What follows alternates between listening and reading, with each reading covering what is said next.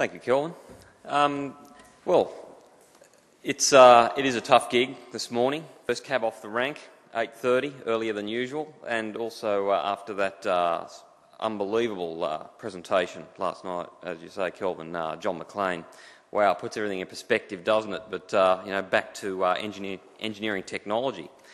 The other thing about this talk that's a bit different is, as far as I can tell, it's the only rail-related talk in the TMR conference program. And many of you may be aware that TMR now is responsible for a lot of delivery, is taking ownership for a lot of major project delivery, like UBAT, like the Moreton Bay Rail Link, and the recent extension to Springfield. And even, I understand, the next generational rolling stock. So a whole lot of capital, not just infrastructure, even moving stuff, is coming into TMR's remit. And I think that this project probably, that I'm going to talk about, is, I suppose, the introduction to that. Now, before I get started also, just to give you some context, I wasn't quite sure what to expect when I originally prepared this in terms of who'd be attending and the audience. I'm guessing that the vast majority of people here have a road engineering background. Is that a fair guess? Like road, just to get a... Okay, yeah, that's all right. So what I'll do, I'll focus a bit more on providing context to a couple of case studies rather than going through all the case studies I've got in this presentation. And essentially the core subject is how we can improve an operational outcome, a capacity outcome, for the amount of dollars spent using simulation techniques. And so it's based around this project called the Southeast Queensland Capacity Improvement Study, which Parsons Brinckerhoff, who I work for in New South Wales, was commissioned to undertake, so by Transport and main roads. And so we worked closely with TMR, particularly some gents by the name of Dan Daly and Matt Fletcher, and also with TransLinks, who then transitioned into TransLink infrastructure, so there's a close working relationship there. And we also worked with Queensland Rail, who are the custodians of a lot of the experience and data that feeds into a project like this. So the project was essentially it was a multi-dimensional one in terms of the areas that it covered. So obviously building track and building structures and new trains and all that stuff, that's part of how you deliver more capacity. But there are a lot of other dimensions to it. Unlike road traffic, rail's much more deterministic. It's much more constrained. You operate according to a timetable. I mean, obviously with roads it's a much more fluid thing. How cars and trucks and drivers and humans in the field behave is unpredictable and is built into stochastic models. In rail it's much more deterministic. This train's going to be on this line at a certain time and this station leaves at a certain second, passes another train. So it enables us to understand in a high level of detail and with a high level of certainty what's going to work and what's not going to work and how to optimise things. So the key point was the opportunities to increase capacity, how to accommodate the massive growth that's occurring in southeast Queensland. And simulation tools allow us to experiment with how if we, pull various levers and twiddle different knobs, whether it's track or whether it's control infrastructure, control technology, whether it's more trains or a different service plan, different timetables, how we might be able to deliver that increased capacity without necessarily going out and spending, tens or hundreds of millions of dollars on actual infrastructure. So this diagram here basically explains the primary flow that goes behind a project like this. So starting off with actual demand forecasts, our patronage projections, so that they come from government. Now, in our case, this project actually started quite a long time ago, and before BAT was adopted as policy. So,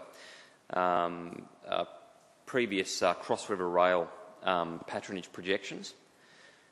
So, from those, we come up with a service plan. So, what trains have to be run from where to where in order to accommodate this projected growth in where people want to go and where they're coming from.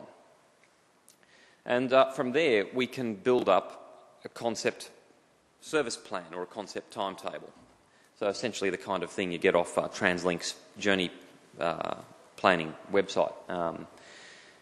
And that timetable can then be simulated in the context of all the things that enable you to deliver that operationally. So we're talking about, of course, the infrastructure itself, the track and the network, but also things like stabling, where you're keeping the trains. You know, whether the trains are being kept close to where the demand is when a peak period starts, the rolling stock performance itself, expectations of service provision. How long can people stand for? What's acceptable? Can you have a train with as many people standing as seating? How long can they stand for? So setting those expectations. Routing, so how you utilise the track that you have at your disposal, which trains you put where in order to meet that requirement.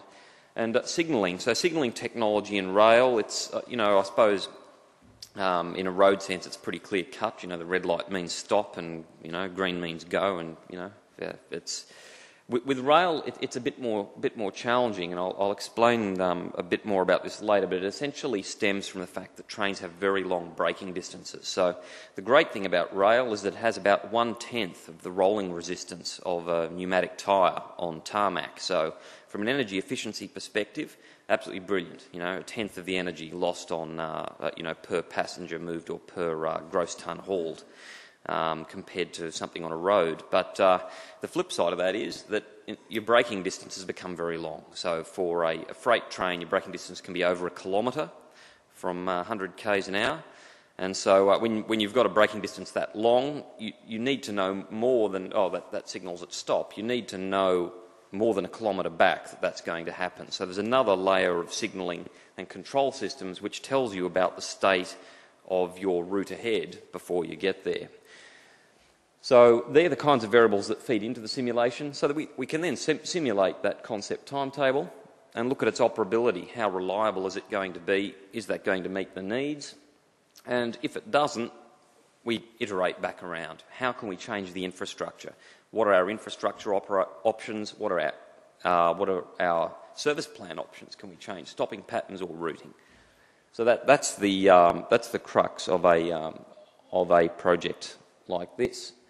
So just going into the detail of what goes into a simulation model, so we bring in all the information around track, so that's network topography, how the actual network is formed and how the tracks connect together, the gradient and curvature of all of those tracks, so we know what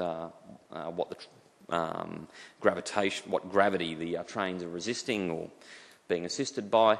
The track speeds, so different track speeds for different classes of trains. So that tells us about the infrastructure. Then we have the trains themselves, so their performance, their tractive effort, their braking capacity.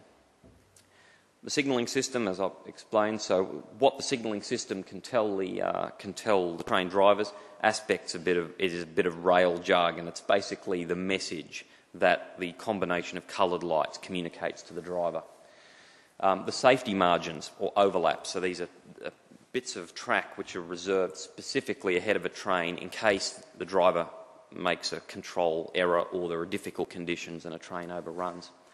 And finally, the planning. So the simulation model needs to incorporate all of the planning, so the perfect timetable, which we'd like to run, which we'd hope to run, but then also some perturbations. So we throw some noise in on top of a timetable. So someone slow boarding at Roma Street, blocking delay for 30 seconds. How does that then flow on through the system?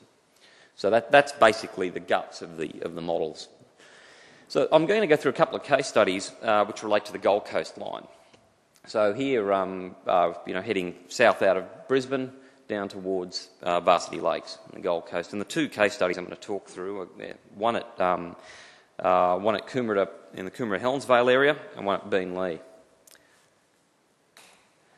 Right, so there's quite a bit going on here. So essentially, I think everyone can relate to the idea of a double-track railway. It's like a two-lane road. It's in Australia, the convention in rail follows road. It's left-hand running, and we get this interesting challenge that arises when you have a single track line.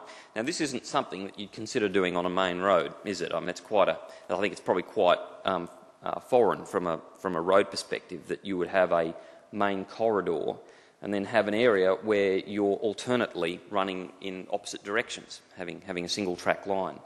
And, it certainly works, and particularly when you've got a need for a bridge and you've got a river or something in the way, some expensive infrastructure, it's not uncommon. It's done throughout Australia, and the section of the Gold Coast line between Coomera and Helens Vale is such an example, where you've got the Coomera River and some other marshes, and it's pretty tough to construct, so it's been single track for a long time. And it was clear from the patronage projections from Cross River Rail, which have moved on, so that the state of knowledge has moved on since I prepared this. But at the time, it was clear that the Gold Coast corridor was not going to accommodate traffic growth. So we took a look at how it was operating in simulation, and although the single track component itself is a constraint, you can only have a train going in one direction at a time, there are some other things that really made it more difficult. So if we take a look from the left-hand side, we have a train that's coming south, it's come from Brisbane, heading towards Varsity Lakes, and it's approaching Coomera Station to stop. And it's then got a safety margin, though, beyond the stop signal at Coomera that runs into the single track section. So if you're going to protect that safety margin so that a train can overrun if there is a misjudgment, it means that for as long as you hold that route, then another train can't enter from the opposite direction. So not only is it a matter of you can't have two trains going in opposite directions in the same section of track at the same time, it's a matter of you can't even have a train approaching Helens Vale Station while there is a train approaching... you can't have a train heading north while there's even a train approaching from the opposite direction. Hasn't even got to the station, hasn't stopped. And that's because of the way these safety margins are designed.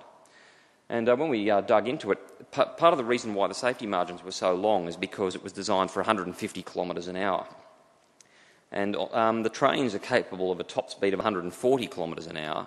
And in fact, they're usually at a stop, so they're starting from a station stop, so their speeds are very much lower. So the track engineers have gone, let's optimise this for the future, let's go for the best high-speed outcome. The signalling guys have then taken that information and followed from it, but there hasn't been this process of looking at the operational need, of looking at what is actually going to be happening in operation. And as a consequence of these big margins, there's a very significant capacity imposition, making this constraint much more difficult. So what we examined was how you could modify this so that you could run trains through it simultaneously from into both stations, and even have a train continue north towards Brisbane while one is sitting at the station at Coomera. And it certainly requires a bit of infrastructure change, a bit of design change, but it provides a big step forward, which I'll show you in a moment. Now, this graph probably a bit confronting with all the squiggly lines on it, but it's actually quite straightforward. It's essentially your high school physics distance time graph. So we've got distance on the vertical axis. So at the top, we're northern end, so closest to Brisbane at Ormeau, and we're heading south towards Nerang and Varsity Lakes. And on the bottom axis, we've got time. So these squiggly lines are trains moving in time. And this graph is what the current infrastructure does. This grey band in the middle is the single track constraint. And so we can see here that we've got trains heading south every half an hour, and then we're ramming through as many trains north as we can between that pattern. So because there are some trains stabled, that is held overnight at Varsity Lakes, we can source some trains from nothing because they appear out of stabling, but the other trains need to come from the opposite direction. You need to get them south before we can take them north again. So some trains are heading south, and this is really the best we could do. It's tough, and we can see that trains are delayed when entering that section. But if we, even without getting rid of the single track section altogether, by partially by partially duplicating, that is doubling the track, where there is already civil works, already formation complete, we're able to move to a situation like this. So here again we've got our trains running southbound every half an hour, but we're now running 8 trains an hour northbound on a consistent spacing, rather than 3 clumped together, 5 minutes apart. I mean, if you take a look at that, clearly that's not a satisfactory passenger outcome. You've got 3 trains 6 minutes apart, and you've got a whopping 15-minute gap. That's inconsistent. You can't achieve balanced loading. Simply wouldn't work, and that's why the timetable doesn't do it at the moment. But here you can see that by retaining the single-track bridge in the middle of the Coomera to Helensvale section, but by changing the control approach, changing the signalling approach, and coupling that with limited duplication, so extending the double track but not the bridge itself, we've managed to achieve a very, very significant change in capacity. Now, this would have accommodated what was believed to be the demand 3 years ago. But as I was saying earlier, this is more instructive from I suppose from a process approach. So there is now some different thinking about this as a consequence of both increased growth related to BAT and also some demands of the Commonwealth Games. I know we've got some people talking on Com Games a bit later. So the next case study I'm going to talk about is in relation to Beenleigh. So this graph also includes Beenleigh up the top. So again, we can see our stopping trains. You can see where where you get this horizontal flat lining is where the trains have stopped at stations. So time is moving on and they're staying in the same place. And you can see the steps at the top of the purple line as it comes down towards Beenleigh. Now, Beenleigh is an interesting place as well because historically it used to be the end of the corridor. It has been regarded as a major station. It has stabling as well, so trains can be stored there. But there's a challenge in there's a bottleneck there in terms of how many trains we can actually get through. And that bottleneck arises in part from the way the train storage is configured. So you can see my mouse cursor there. So we've got some train storage here. And we also have a road in the middle here to turn back trains. So our trains come down from Roma Street, from the city. They can go into this turn back and then head back north in the AM peak, for example. Similarly, at the beginning of the AM peak, we can run trains out of Beenleigh and take them north. But the unfortunate problem is the way this is configured for the AM peak is that the stabling is on the outbound line, which means that when you run trains into the city, the first thing that they do is conflict with trains that are going outbound. And that's not only the time it takes to traverse this, it's 500 metres beyond the station, so it's a total of about 700 metres. It's also the time that the train stopped in the station. So that's pretty tough. And when looking at how to alleviate this constraint, we thought, well, ideally, if you wanted to get the most capacity out of Beenleigh and you wanted to reduce the extent of these facing conflicts, it would be preferable if you didn't stop there at all. Now, in coming out of stabling. Now, that might sound ridiculous on the face of it, and, it's almost like one of those yes minister jokes of the hospital with no patients in it performing excellently. Obviously, there's a service level requirement. We've got to hit the service level requirement, but how could we alleviate this? How could we reduce the amount of time this conflict was going for? Now, this might seem like odd inspiration. Jay-Z. I don't know if anyone knows the significance of Jay-Z's name, where he takes it from. It's from the New York subways. And the J and the Z, or Z, are two train services that run on the same line. One being the J, the Express, the Nassau Street Express, and the Z being the Nassau Street Local. They run from JFK Airport into Manhattan. And the reason why they're given two distinct names is they have different stopping patterns. One train, even though they're called Express and Local, in reality they're more of a mixed stopping pattern. which means that some trains skip some stations alternately. So a station that's covered by the J isn't covered by the Z, and vice versa, except for major interchange stations. And the significance of this is that if you have a train which just runs express, then it's very quickly going to catch up to a train that's stopping. So that ends up constraining your line capacity. I mean, again, unlike roads, you can't just get in the right-hand lane and overtake and go around it. Your trains are constrained to a single corridor. It's a strength, but it's also a weakness. And so planning is built around dealing with that constraint.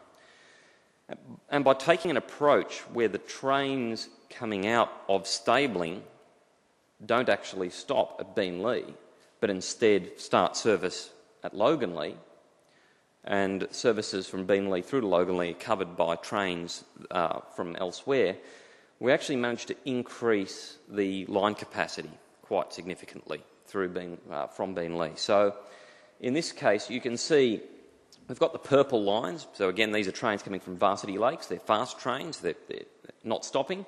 But then within those, you can see we've got two different blue lines heading in towards the city, so up and to the right. We can see ones that, so from Beenleigh, we can see them running express up through here and then stopping. And conversely, the next one runs stopping and then express. So the common interchange point is Loganlea, and then again at Currabee, they go into the same stopping pattern. So it's an example of where a service planning decision can influence capacity. So the outcome here is that some journey times might slightly increase, but as many will increase as decrease. Service levels increase, and the total number of people moved also significantly increases. So there are balances to be made there. Now, again, this is a strategic level consideration, so this hasn't been carried through into economic appraisal or into TransLink passenger outcome appraisal, but it demonstrates the kind of thought processes that go into building up a schedule and optimising capacity within existing infrastructure. Now, I was going to go through another example, but I think it's probably preferable not to, given that I'm getting close to the end of my time, and I think if we have got some questions, I'd rather explain bits that perhaps didn't make sense, not being familiar with talking to an audience which is, I suppose, more focused on road. I'm certainly interested in clarifying anything I've had to say on these examples, but essentially, in conclusion, capacity and maximising capacity is about much more than infrastructure alone. So the constraints and the solutions to them can be counterintuitive or unexpected. They could come from any one of operational solutions, timetabling, technology and control, operating approach.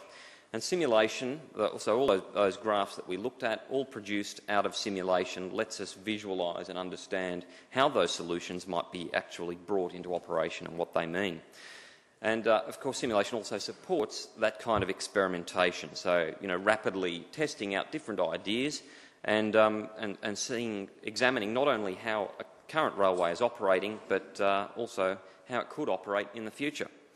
So, thank you for your attention, and also, big thanks to TMR as well for their support through the project, but also Queensland Rail and TransLink infrastructure. I think it was a great experience for me working on this project with a great team, and hopefully the results will go to good use. So thank you.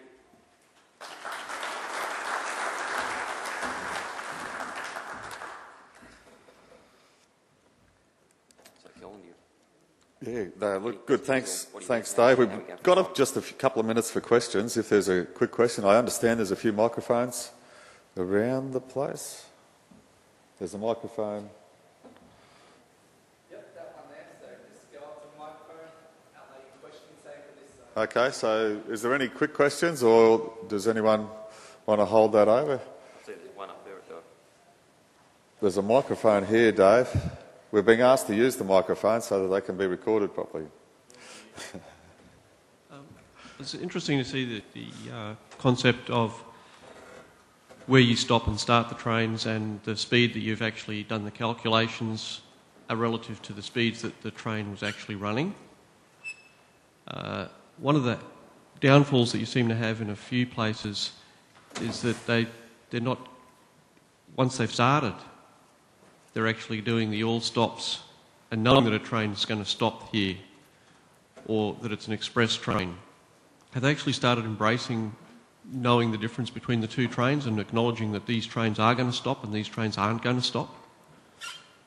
I can't... Sorry, Dan, just into the microphone. Oh, sorry. Yeah.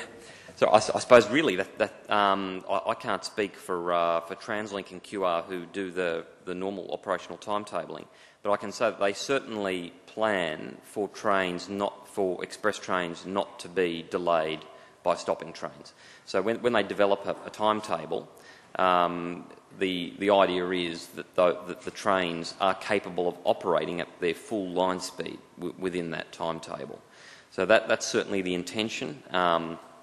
And it's difficult when you've got a network that's approaching capacity. I think that certainly there has been a lot of growth in Brisbane, and perhaps what you're referring to is just a reflection of some of the challenges that surface when you're pushing things hard. And I suppose that's what BAT is all about, and helping alleviate that. But yeah, I'm not sure if that completely answers your question, but certainly the intention in the way the network is planned and operated is that the express trains operating to their timetable are capable of doing that without being impeded by the stopping services.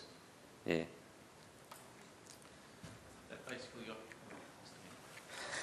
That got most of the question.